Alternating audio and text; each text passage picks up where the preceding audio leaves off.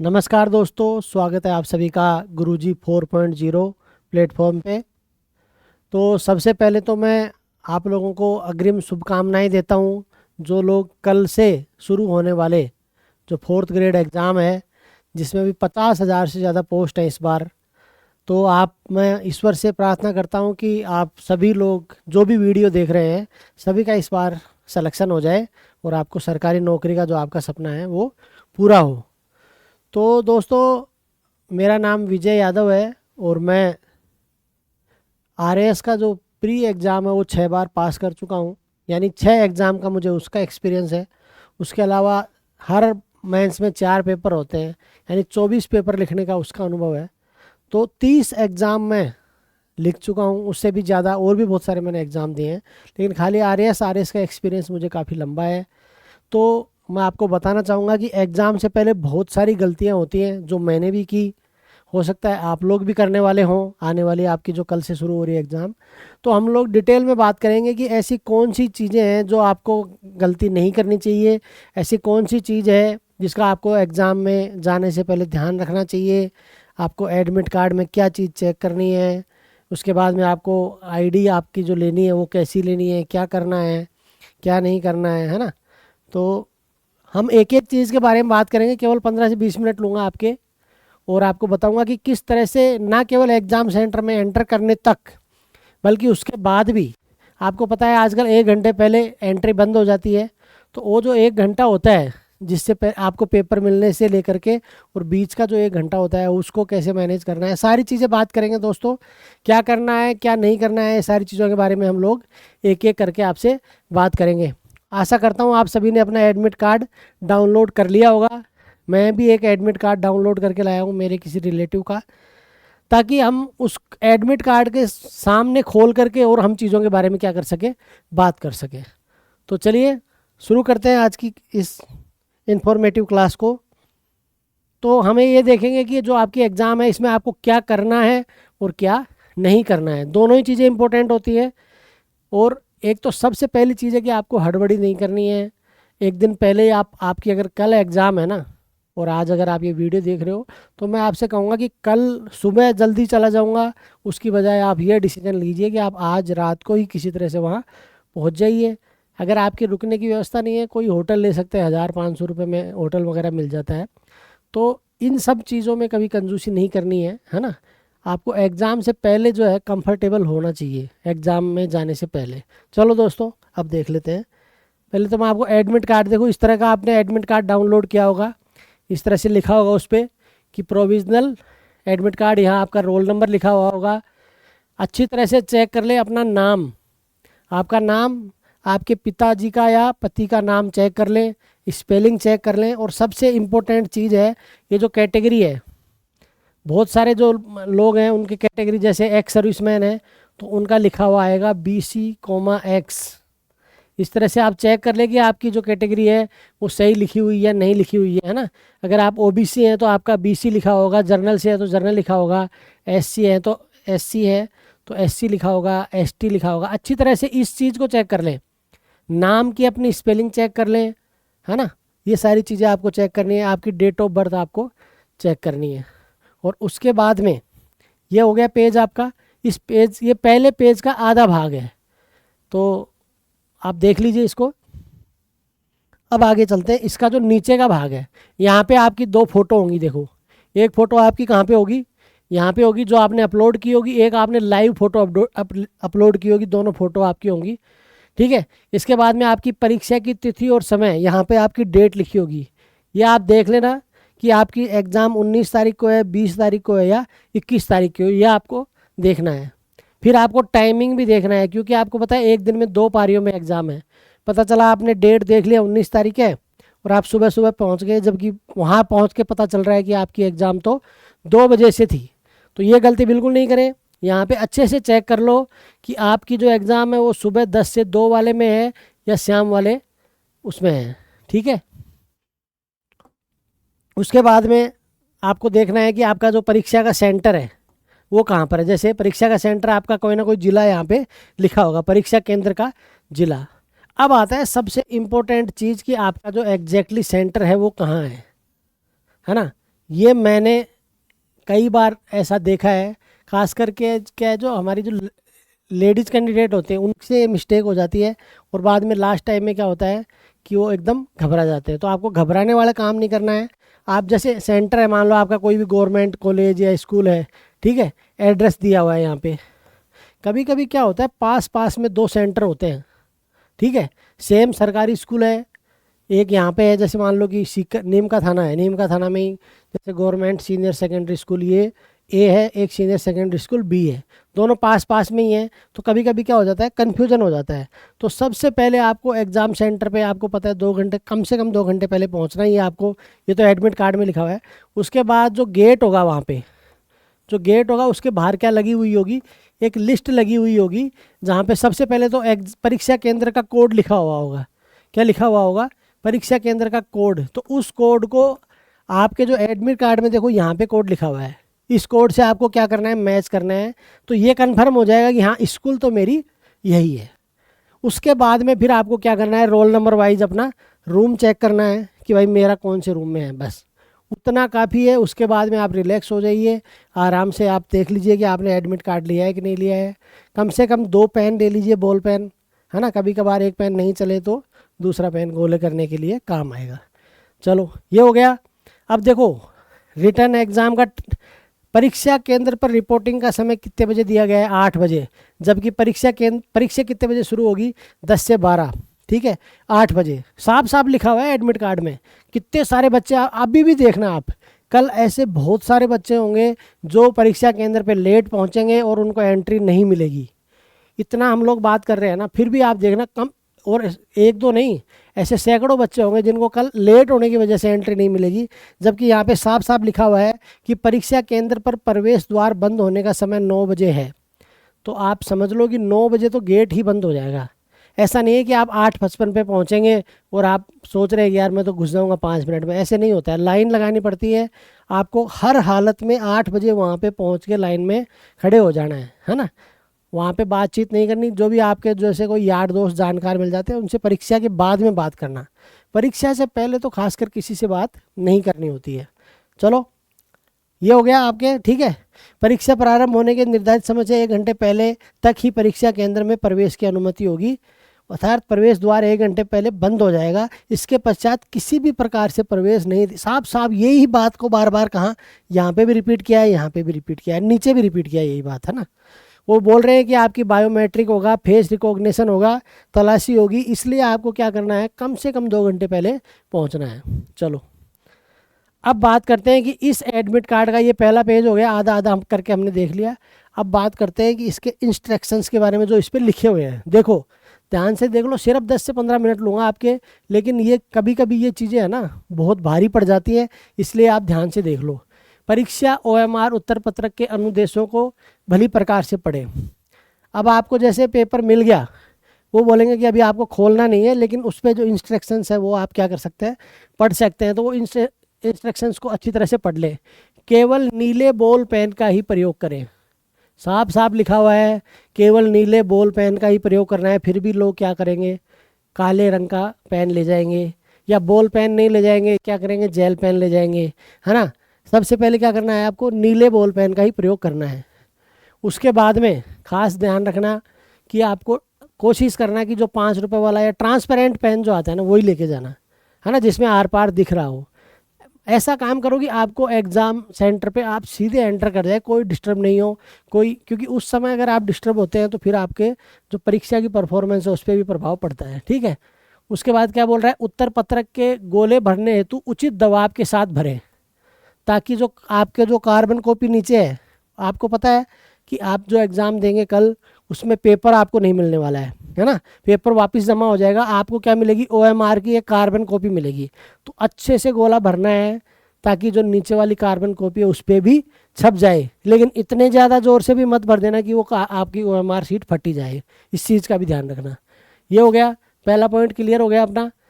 परीक्षा में प्रश्न पत्रों के दुरुपयोग को रोकने हेतु समाप्ति के पश्चात समस्त पारियों के अभ्यर्थियों का प्रश्न पत्र बुकलेट अपने साथ ले जाने की अनुमति नहीं होगी। क्या बोल रहे हैं ये, अनुमति नहीं होगी। वहाँ भीड़ मत जाना, वहाँ आप जो आपके जो एग्ज़ाम लेने आएंगे उनसे कि पिछली एग्ज़ाम में तो हमें पेपर मिल गया था, इस बार आप कैसे नहीं दे रहे हो। ऐसे साफ साफ लिखा हुआ है कि भैया आपको पेपर की कॉपी नहीं मिलेगी। ठीक है, अभ्यर्थी अपने साथ OMR शीट की कार्बन कॉपी ले जा सकते हैं। अपने प्रश्न पत्र की सीरीज ध्यान में रखें और अंतिम परीक्षा समाप्ति के 24 घंटे के भीतर समस्त पारियों के प्रश्न पत्र क्या होंगे, वेबसाइट पर उपलब्ध करवा दिए जाएंगे। इसलिए ज़्यादा दिमाग पे लोड मत लेना। आपको बुकलेट का नंबर भी याद नहीं रहता है तो आप OMR की जो सीट भरेंगे उस पर बुकलेट का कोड लिखना पड़ता है, A है, B है, C है, D है, जो भी कोड है वो आप लिखेंगे। उसकी OMR की कॉपी आपके पास है ही। 24 घंटे जैसे ही एग्ज़ाम ख़त्म होगी 21 तारीख को, तो 22 तारीख से पहले पहले क्या करेगा जो अधीनस्थ बोर्ड है वो आपके सारे पेपर उस पर अपलोड कर देगा वेबसाइट पे। ठीक है, फिर वहाँ से आप क्या कर सकते हो, डाउनलोड कर सकते हो। इसलिए लोड नहीं लेना है। एग्ज़ाम की सबसे खास बात क्या है दोस्तों, कि आपको लोड नहीं लेना है ना। जितनी पढ़ाई हो गई उतनी हो गई, अब पढ़ाई में भी ज़्यादा लोड नहीं लेना। देखो अगर आप पिछले 6 महीने से नहीं पढ़ पाए तो आप 6 घंटे में पढ़ के कुछ भी नहीं उखाड़ सकते। ठीक है, आ जाओ आगे। परीक्षार्थी द्वारा OMR शीट की कारण पत्री जो प्रति है वो आप ले जा सकते हैं। अंतिम परिणाम जारी होने तक और संपूर्ण प्रक्रिया पूर्ण होने तक उसको सुरक्षित रखना है ना। उसका ऐसे गोला बना करके, और कई कई करेंगे देखना ऐसा कि जो कार्बन कॉपी मिली है उसका गोला बना करके, और पता चला वो रास्ते में या तो गिरा के आ जाएंगे या वो उसको फाड़ करके ले आएंगे। साफ साफ लिखा है कि भैया आप जब तक आपका फाइनल सिलेक्शन नहीं हो जाता उस कार्बन प्रति को क्या करना है, आपको संभाल करके रखना है, और जब बोर्ड के द्वारा मांगी जाएगी तो आपको प्रस्तुत करनी होगी। ऐसा नहीं करने पर अभ्यर्थी के विरुद्ध कार्यवाही की जा सकती है, आपको रिजेक्ट भी किया जा सकता है।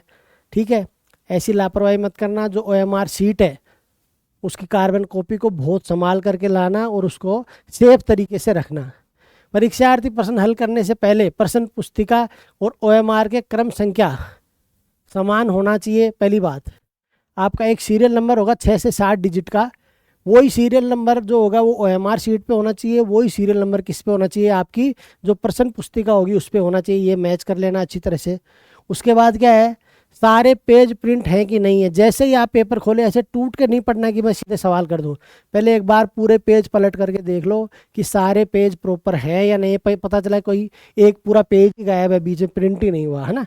हो सकता है प्रिंटिंग मिस्टेक, कोई बड़ी चीज़ नहीं है। अगर ऐसा होता है तो आपको सीधा हाथ खड़े करना है।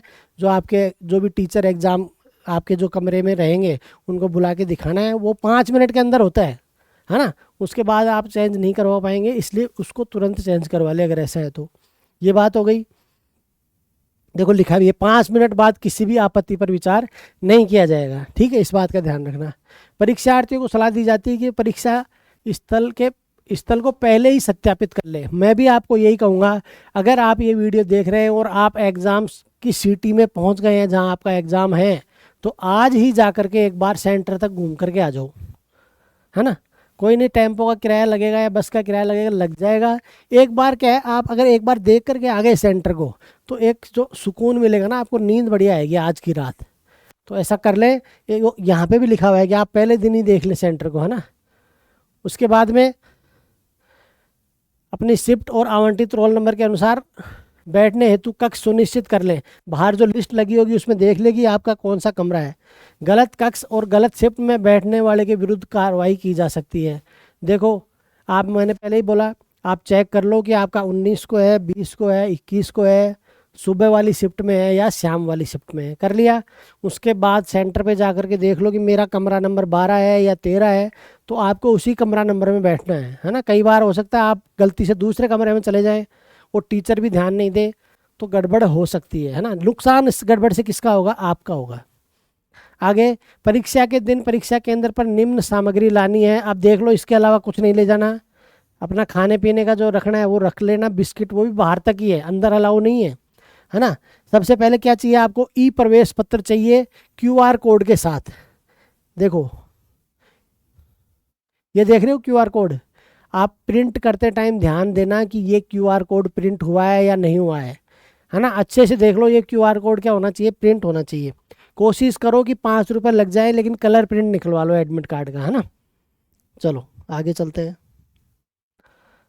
तो एक तो आपको ई प्रवेश पत्र लेना है। उसके बाद उपस्थिति पत्रक पर चिपकाने के लिए 2.5 सेंटीमीटर बाई 2.5 सेंटीमीटर, यानी कि आपकी पासपोर्ट साइज का स्वयं का स्पष्ट नवीनतम रंगीन मूल फोटो, ठीक है, जो क्या नहीं होना चाहिए, मर्ज मोर्फ एवं टेम्पर किया हुआ नहीं होना चाहिए।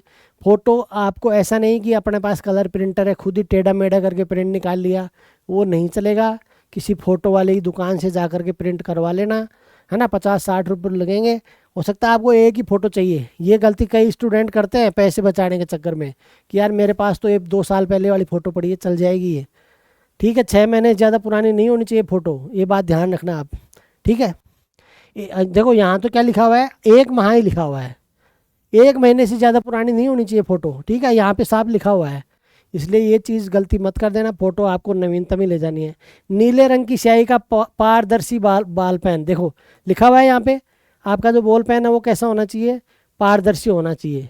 और क्या चाहिए, पहचान के लिए एक पहचान प्रमाण पत्र फोटो युक्त, ठीक है, आपकी फ़ोटो युक्त एक पहचान प्रमाण पत्र होना चाहिए। वो आपका आधार कार्ड भी हो सकता है, वो आपका पैन कार्ड भी हो सकता है, ठीक है, वो आपका ड्राइविंग लाइसेंस भी हो सकता है। आधार कार्ड से पहचान सुनिश्चित की जाएगी। आधार कार्ड में जन्म तिथि का अंकन होना आवश्यक है। अब भी चेक कर लो आप, अगर ये वीडियो देख रहे हो ना तो पॉज कर दो वीडियो को, पहले अपना आधार कार्ड उठा के चेक करो कि इसके अंदर आपकी डेट ऑफ बर्थ लिखी है या डेट ऑफ ईयर लिखा है। क्योंकि शुरू में जो आधार कार्ड बने थे उनमें डेट ऑफ बर्थ नहीं लिखा जाता था, केवल ईयर लिखा जाता था कि कौन से साल में पैदा हुए। अगर ऐसा है तो आधार कार्ड आपको क्या करवाना पड़ेगा, दोबारा आधार सेंटर से क्या करना पड़ेगा, प्रिंट करना पड़ेगा ई मित्र से जाके। तो ये भी अभी चेक कर लो आप ये चीज़, ठीक है। आधार कार्ड पे क्या होना चाहिए, जन्म तिथि का अंकन होना चाहिए। विशेष परिस्थितियों में, यानी कि आपको आधार कार्ड तो लेके जाना ही जाना है। बाई चांस कभी कभी क्या होता है, आधार पे पिक्चर क्लियर नहीं होती है, आपकी जो फ़ोटो होती है वो, तो आप एडिशनली क्या करो, एक और ले जाओ, जैसे पैन कार्ड ले जाओ या ड्राइविंग लाइसेंस ले जाओ, 2 आईडी ले जाओ आप, ताकि अगर आधार कार्ड में फ़ोटो क्लियर नहीं हो तो उससे क्लियर हो जाए, ठीक है। विशेष परिस्थिति में PAN card, passport, driving licence, मतदाता पहचान पत्र में से कोई एक से मिलान किया जाएगा। अब इम्पोर्टेंट, वेरी इम्पोर्टेंट, पहचान प्रमाण पत्र की छाया प्रति मान्य नहीं है। आपको फ़ोटो कॉपी नहीं ले जानी, ओरिजिनल ले जाना है, चाहे आपके पास कलर प्रिंट ही क्यों ना हो, लेकिन क्या ले जाना है आपको, ओरिजिनल ले जाना है। कई लोग ऐसे हैं मेरे भाई जिनके पास आधार कार्ड होगा ही नहीं, और वो क्या करेंगे, फ़ोटो कॉपी करवा करके और ले जाएंगे। बिल्कुल गलती मत करना, नहीं जाने देंगे अंदर, और आप परीक्षा से क्या हो जाओगे, वंचित हो जाओगे। साफ साफ लिखा हुआ है, पहचान प्रमाण पत्र की छाया प्रति मान्य नहीं है। पहचान प्रमाण पत्र के आधार पर पहचान सुनिश्चित होने के बाद गहन तलाशी ली जाएगी। कोई भी गलती मत करना, ऐसी लापरवाही मत करना। गलती से भी जेब के अंदर कोई पर्ची हो, कोई और भी चीज़ हो, बिल्कुल मत ले जाना, नहीं तो आप क्या हो सकते हो, फंस सकते हो वहाँ पर, ठीक है। और दूसरी बात, जो निर्धारित ड्रेस कोड है उसके अंदर ही प्रवेश दिया जाएगा।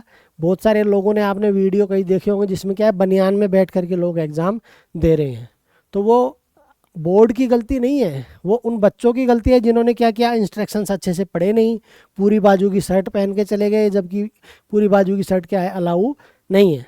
आगे आएगी इसके अंदर ड्रेस के बारे में बात करेंगे। लास्ट पॉइंट देखो कि परीक्षा केंद्र के परिसर में नीली स्याही के पारदर्शी पेन के अलावा अन्य किसी भी प्रकार का पेन, पर्स, ये जो खासकर महिलाएं हैं या लड़कियां हैं वो इस चीज़ का ध्यान रखें, पर्स आपको अलाउ नहीं है, किसी भी प्रकार का बैग अलाउ नहीं है, मोबाइल फ़ोन और ब्लूटूथ तो अलाउ है ही नहीं। हाँ, किसी भी प्रकार की घड़ी, आप बोलो नहीं मेरे तो नॉर्मल वाली घड़ी है, स्मार्ट वॉच नहीं है, भैया बिल्कुल नहीं चलेगी। उसके बाद कैलकुलेटर भी नहीं चलेगा, और लोग टेबल पेजर ये तो आजकल कोई यूज ही नहीं करता। किसी भी प्रकार का अस्त्र शस्त्र, है ना, कोई भाई कहीं डेमो देने के लिए वहाँ पे कुछ रिवॉल्वर वगैरह, कट्टा वगैरह मत लेके चले जाना, नहीं तो यहीं पे क्या हो जाओगे, आप जब्त कर लिए जाओगे, ठीक है। वाइटनर अलाउ नहीं है। कई लोग होते हैं, बहुत बहुत दिमाग लगाने वालों की कमी नहीं है, कई लोग, मैं आपको बोल रहा हूँ, आप कम से कम 100-200 लोग ऐसे होंगे जो वाइटनर लेके जाएंगे वहाँ पे और फंसेंगे, ठीक है। आपको ऐसी गलती नहीं करनी है, वाइटनर नहीं ले जाना है, वाइटनर की कोई ज़रूरत नहीं है। गोला अगर गलत आपका गोला हो गया ना एक बार, आप उसको वाइटनर लगा के सही नहीं कर सकते हो, ठीक है, वो अलाउड ही नहीं है। इसके आपको जो ज्योमेट्री बॉक्स वगैरह, कोई भी पाठ्य सामग्री इत्यादि ले जाने की अनुमति नहीं है। साफ साफ लिखी हुई हैं चीज़ें। और लेकिन क्या करते हैं हम लोग, पढ़ते नहीं हैं, हम क्या करते हैं, लापरवाही करते हैं। और लापरवाही जो है वो एग्ज़ाम में कभी भी नहीं करनी है, ठीक है। और भी कुछ पॉइंट्स हैं, देख लेते हैं। परीक्षार्थियों को देखो, अब इसको क्या कर रखा है इन्होंने, हाईलाइट कर रखा है। हाईलाइट करने की ज़रूरत क्या पड़ गई है अधीनस्थ बोर्ड को, वो इसलिए पड़ गई कि बहुत बार लिखने के बाद भी लोग क्या करते हैं, जीन्स पहन करके जाते हैं। मैंने खुद देखे, फिर बाद में आप देखोगे वीडियो वायरल हो रही है कि कोई तौलिया लपेट करके क्या कर रहा है, एग्ज़ाम दे रहा है। ऐसी परिस्थिति आपके साथ नहीं बने, इसलिए साफ साफ है कि भैया जीन्स नहीं पहननी है तो नहीं पहननी है, ठीक है। उसके अलावा वेबसाइट पर भी और इन्फॉर्मेशन है ज़्यादा। उसके बाद जैसे कोई विशेष योग्य जन है तो वो क्या ले जा सकते हैं, श्रुत लेखक ले जा सकते हैं, उसका भी आपको क्या ले जाना पड़ेगा, उसका भी एडमिट कार्ड, उसकी शैक्षणिक योग्यता, उसका वचन पत्र, आपका जो दिव्यांगता प्रमाण पत्र है वो सारी चीज़ें आपको ले जानी है। अगर आप जो एग्ज़ाम जैसे दूसरा देता है ना, जैसे जो दिव्यांग लोग होते हैं उनके लिए, तो उनके लिए ये 8वां पैराग्राफ है। 8वां पैराग्राफ अच्छे से पढ़ ले जो भी दिव्यांग श्रेणी के कैंडिडेट हैं वो। आगे, परीक्षाओं के संबंध में सोशल मीडिया पर होने वाले भ्रामक प्रचार पर विश्वास ना करें। परीक्षा संचालन में किसी प्रकार से अनुचित साधनों का उपयोग या अनियमित गतिविधियों, कई है ना, बहुत घूमते हैं मार्केट में कि मैं बता दूंगा, ये मैं पेपर करवा दूंगा, या मैं बिल्कुल कुछ किसी के चक्कर में नहीं पड़ना। केवल और केवल आपकी मेहनत ही आपको सफलता दिला सकती है, और सफलता का कोई शॉर्टकट नहीं होता। शॉर्टकट वालों की हालत देख रहे हो राजस्थान में क्या हो रही है, और अभी तो आगे आगे देखो होता है क्या। अभी तो शुरुआत की है गवर्नमेंट ने, है ना। अभी तो बहुत सारे ऐसे लोग हैं जो फर्जी डॉक्यूमेंट लगा करके भर्ती हो गए। आने वाले 1 साल के अंदर आप देखना उनकी क्या हालत होगी, और कितने लोग क्या होंगे, सलाखों के पीछे होंगे। तो ऐसी गलती हमें नहीं करनी है। उसके बाद में देखो क्या बोल रहे हैं, ये अधिनियम आया था आपको पता है 2022 में, फिर 2023 में क्या किया, इसमें संशोधन किया है, और 10 लाख रुपए से 10 करोड़ तक का तो आप पे क्या लग सकता है, जुर्माना। तो अब देख लो आपके पास 10 करोड़, वैसे मुझे नहीं लगता जिसके पास 10 करोड़ रुपए हो गए उसको ये एग्ज़ाम देने की ज़रूरत है ना। और 10 साल से लेकर के आजीवन कारावास तक की सज़ा की जा सकती है, और आगे की परीक्षाओं से क्या किया जा सकता है, विवर्जित किया जा सकता है, यानी कि वंचित किया जा सकता है। उसके बाद में किसी भी अभ्यर्थी को परीक्षा समाप्त होने से पहले परीक्षा कक्ष या हॉल छोड़ने की अनुमति नहीं दी जाएगी। थोड़े दिन पहले की एक एग्ज़ाम की घटना है, एक जो बच्चा है वो जैसे पेपर मिला पेपर लेके भाग गया एग्ज़ाम सेंटर से, है ना। तो ऐसी मूर्खता भरी हरकतें आपको नहीं करनी है, भविष्य के लिए डीबार हो जाओगे और जेल काटनी पड़ेगी, वो अलग है। तो ऐसी गलती नहीं करनी। ई प्रवेश पत्र प्रोविजनल है। परीक्षार्थी को परीक्षा में बैठने से पूर्व अपनी पात्रता के संबंध में स्वयं संतुष्ट हो जाना चाहिए। जो भी इस एग्ज़ाम के लिए पात्रता थी, आपके पास अगर वो पात्रता थी या है तो ही आप एग्ज़ाम देने जाना। ऐसा नहीं कि एडमिट कार्ड से आप उसके लिए ऑथोराइज नहीं हो गए। मान लो इस एग्ज़ाम के लिए बीए की डिग्री चाहिए और आपकी बीए की डिग्री पूरी नहीं हुई है, फिर भी आप एग्ज़ाम देने जा रहे हो, तो आप भविष्य में इसके डीबार हो सकते हो। आगे चलो, यदि किसी भी स्तर पर यह पाया जाता है कि उम्मीदवार ने कई आवेदन जमा किए हैं, ये भी कलाकारी करते हैं लोग, ठीक है, अलग अलग नाम से, जैसे मेरा नाम विजय यादव है तो विजय यादव के नाम से मैंने एक फॉर्म भर दिया, वी यादव के नाम से एक भर दिया, ठीक है, फिर यादव वी के नाम से एक और फॉर्म भर दिया। हालांकि आजकल इतना आसान नहीं है क्योंकि आधार वेरिफिकेशन होता है, लेकिन फिर भी लोग कर जाते हैं ऐसी गड़बड़ी, है ना। तो ऐसे उम्मीदवारों की क्या होगी, उम्मीदवारी रद्द कर दी जाएगी और राजस्थानी कर्मचारी चयन बोर्ड की भविष्य की परीक्षाओं में उसको बैठने से वंचित कर दिया जाएगा, ठीक है। और कदाचारों का पता लगाने के लिए आधुनिक तकनीकों का अभिनियोजित किया गया है। ये बात ध्यान रखना। पहले तो गड़बड़े होती थी ना, जैसे कई मुन्ना भाई थे, तो आजकल मुन्ना भाई वाला ज़माना चला गया है। आजकल आपकी आँख का जो आइरिस होता है उससे भी रिकॉग्निशन होता है, जो कि हर इंसान का क्या होता है, यूनिक होता है। 1 मिनट में पकड़े जाओगे अगर आप दूसरे की एग्ज़ाम देने जा रहे हो। तो गलती से भी अगर आप दूसरे की एग्ज़ाम देने जा रहे हो तो गलती मत कर देना, फंस जाओगे और ज़िंदगी कहाँ कटेगी, आपकी बची हुई जेल में कटेगी, ठीक है। तो ये बात थी। अब हम बात कर लेते हैं, ये तो मोटी मोटी बात हो गई, मैंने एडमिट कार्ड की आपको पूरी बातें बता दी। अब मैं आपको कुछ डूज एंड डोंट्स हैं, क्या करना है क्या नहीं करना है, जल्दी जल्दी उनको देख लेते हैं। ज़्यादा टाइम नहीं लूँगा मैं आपका, क्योंकि मुझे पता है आपकी एग्ज़ाम कल ही है या परसों है या उसके अगले दिन है, इसलिए आपको पढ़ाई भी करनी है। कल वाले तो रिलैक्स हो जाओ। देखो, जिसकी एग्ज़ाम 19 को है ना सुबह, वो अभी रिलैक्स हो जाओ, आराम से बढ़िया खाना खाओ, आराम करो, है ना, और मस्त रहो। अब जो होना था ना वो हो जाएगा। अब और पढ़ के आप कुछ नहीं बिगाड़ने वाले हो, या कोई बहुत बड़ा तीर नहीं मार दोगे। या आपको एग्जाम का पेपर जब सामने आएगा तब भी समझ में आ जाएगा, है ना। क्योंकि पढ़ाई जो है वो लंबी पढ़ाई की हुई काम आती है, एक दिन में पढ़ा हुआ काम नहीं आता है। चलो अब आए देखो, कुछ इंपॉर्टेंट डोज एंड डोंट्स हैं। एडमिट कार्ड आरएसएसबी की साइट से डाउनलोड करना है।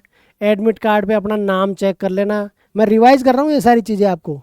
आपके रोल नंबर, फ़ोटो, परीक्षा की तिथि, समय और परीक्षा केंद्र सारे चेक कर लेना।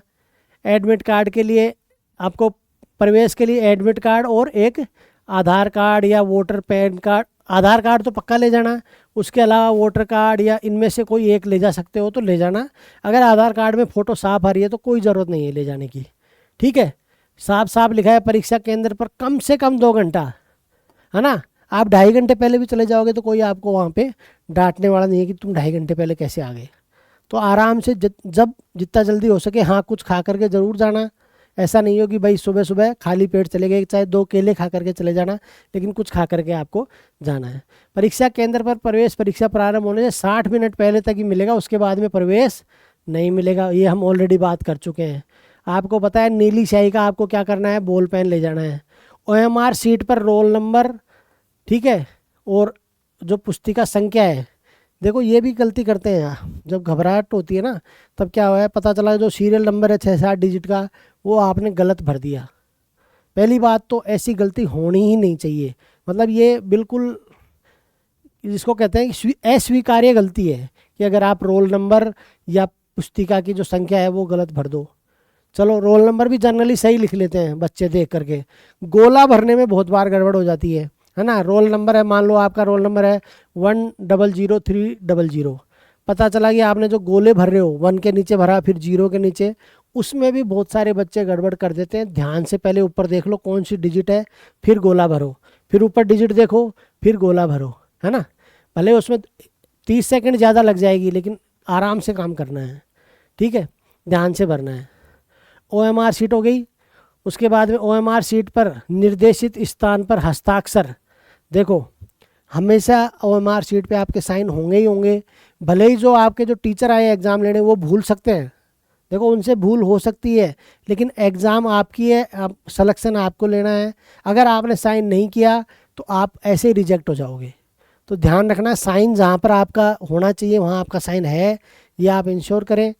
उसके बाद में क्या है, हो सकता है आपसे बाएं हाथ के अंगूठे का निशान भी लिया जाए, अभी श्योर नहीं है लेकिन हो सकता है। जैसे आरएस का जो एग्ज़ाम हुआ उसमें लिया गया था अंगूठे का निशान, है ना।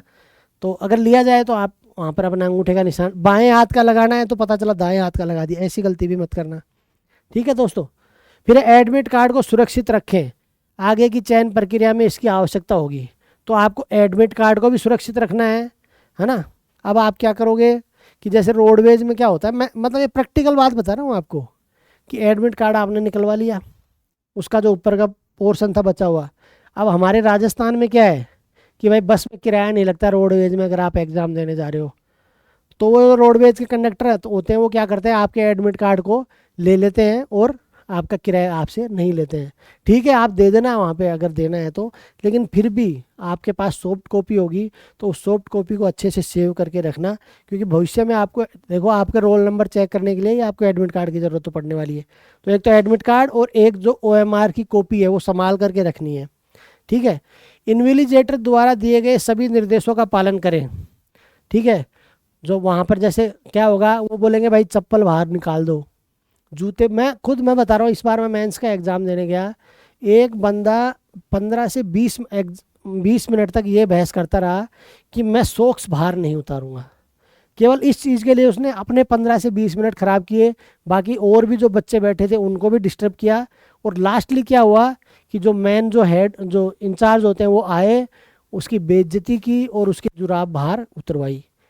जैसा वो बोल रहे हैं कि ये भाई जूते नहीं पहनने बाहर खोलने खोल दो, जुराब नहीं पहननी खोलनी है खोल दो, ठीक है। दिमाग को क्या रखना है, एकदम ठंडा रखना है, किसी से बहस नहीं करनी, केवल और केवल फोकस करना है किस पे, आपकी एग्ज़ाम पे। तो ये कुछ पॉइंट्स थे जो आपको करने हैं। और नहीं करने वाली चीज़ें की बात कर लें अब एक बार लास्ट में, 2 मिनट में नहीं करने वाला। पहले ही बता दिया, मोबाइल वगैरह कुछ नहीं ले जाना, व्हाइटनर वगैरह कुछ नहीं ले जाना, ठीक है। परीक्षा प्रारंभ होने के बाद प्रवेश नहीं दिया जाएगा, इसलिए टाइम से हम जाएंगे। अगले बात, मास्क नहीं पहनना, टोपी, दुपट्टा, गहने, ठीक है। तो खासकर महिला कैंडिडेट कुछ गहने नहीं पहनने हैं, आपको साफ साफ मना किया है, ठीक है। लाख की चूड़ियाँ शायद पहन सकते हैं, वो भी आप देख लीजिएगा एक बार, है ना। चैन, ब्रेसलेट, मफलर, चश्मा वश्मा कुछ नहीं चाहिए, है ना। परीक्षा के दौरान अन्य उम्मीदवार से बात करना है। देखो ये भी करते हैं कई लोग, क्या करते हैं, जानकारी निकालते हैं, भाई तू कड़े सो आयो जाए, है ना, तेरो कुड़ सो गाँव जाए, तू वापस कहे, अरे यार एग्ज़ाम दे ले भाई, बाद में डिसाइड कर लेना कि वापस कैसे जाएगा, है ना। अरे यार तू मेरी साथ चल चाल जे, है ना। ये सब जानकारी बाद में करना जब आपकी एग्ज़ाम हो जाए, ठीक है। किसी से बातचीत नहीं करनी, ना कोई उत्तर पूछना है, पन्ना बदलने का तो कोई सिस्टम ही नहीं है ना। ये सारा किसकी श्रेणी में आएगा, नकल की श्रेणी। अगर किसी से बातचीत कर रहे हो ना, वहाँ पे जानकारी निकाल रहे हो, पंचायती कर रहे हो, तो वो नकल की श्रेणी में आएगा। और नकल के लिए आपको पता है ना क्या सज़ा है। इसलिए ध्यान से एग्ज़ाम देनी है, ज़्यादा बातचीत नहीं करनी है, ठीक है, अयोग्य हो जाओगे नहीं तो। एडमिट कार्ड पर कुछ भी नहीं लिखना है ना। एडमिट कार्ड पे कुछ भी नहीं लिखना है, केवल फ़ोटो चिपकानी है, जहाँ पे वो बोले वहाँ पे लिखना है। अपना दिमाग नहीं लगाना, मतलब वहाँ पे जो इन्विजिलेटर है ना, वो जैसा जैसा बोले वैसा वैसा कर दो बस। इसके बाद परीक्षा समाप्त होने पर जो आपकी जो जो पर्सन जो हैं जिसके अंदर बुकलेट है, उसको जमा करा करके जाना है ना। ऐसा नहीं कि दिमाग यार जेब में मोड़ करके डाल लेता हूँ, इसको क्या पता चलेगा, सब पता चल जाएगा। ऐसी गलती मत करना, है ना। पेपर लाने की कोशिश मत करना। हो सकता है कई आपको यूट्यूब पे वीडियो बनाने वाले भी ये ज्ञान दें कि यार किसी तरह से छुपा करके ले आना, कुछ नहीं होता है। ऐसी गलती और ऐसी लापरवाही गलती से भी मत कर देना, नहीं तो फंस जाओगे, है ना।